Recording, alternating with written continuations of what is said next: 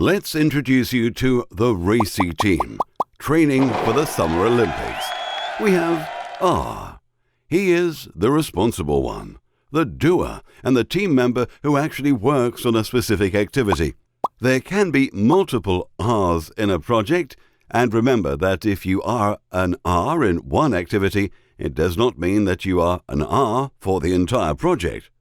We then have A. She's ultimately accountable for the project's success or failure. The buck stops with her, and she can give the green light to an activity or not. She has the authority to say yes or no to specific activities. There can only be one overall A per project. There can also only be one A per activity. Then we have C, who is always consulted and kept in the loop prior to any decision or action being taken on the project. There can be multiple C's on a project. Finally, we have I.